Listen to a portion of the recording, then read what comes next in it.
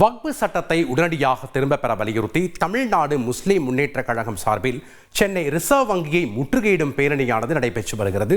இது குறித்த கூடுதல் தகவலை செய்தியாளர் சம்பத் வழங்க நாம் கேட்கலாம்.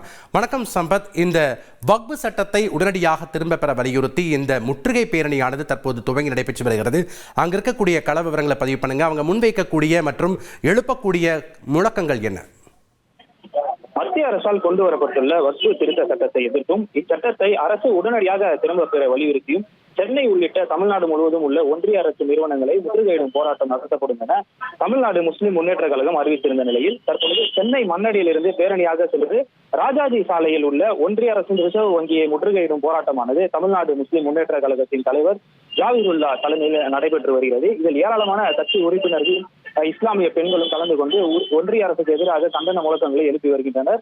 ரிசர்வ் வங்கியை முற்றுகையிடப்படும் என அக்கட்சி சார்பில் ஏற்கனவே தெரிவிக்கப்பட்டிருந்த நிலையில் போராட்டக்காரர்களை தடுத்து நிறுத்திய போலீசார் அவர்களை அப்புறப்படுத்தும் பணியிலும் தொடர்ந்து ஈடுபட்டு வருகின்றனர். முதற்கட்டமாக மண்ணடி கம்புசெட்டு தெருவில் இருந்து இந்த போராட்டமானது துவங்கப்பட்டது. பின்னர் அங்கிருந்து பேரணியாக சுமார் 1000க்கும் மேற்பட்ட பெண்கள், ஆண்கள் என பலரும் கோஷங்களை எழுப்பியவாறு பேரணியாக பாரிமுனை ராஜாஜி சாலையில் அமைந்துள்ள ரிசர்வ் வங்கியை முற்றுகையிடுவதற்காக முற்பட்டனர்.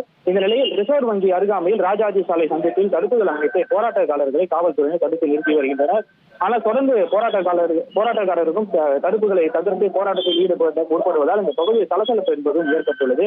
முன்னதாகவே இந்த பகுதியில் ஏராளமான காவல்துறையினரும் பாதுகாப்பிற்காக குவிக்கப்பட்டிருந்தது குறிப்பிடத்தக்கது. சென்னையின் பிரதான பகுதியான பாரிமுனை பகுதியில் இந்த போராட்டம் நடைபெற்று வரும் நிலையில் காவல்துறையினருக்கும் போராட்டக்காரருக்கும் இடையே தள்ளுமுள்ளி ஏற்பட்டிருப்பது பரபரப்பை ஏற்படுத்தியுள்ளது.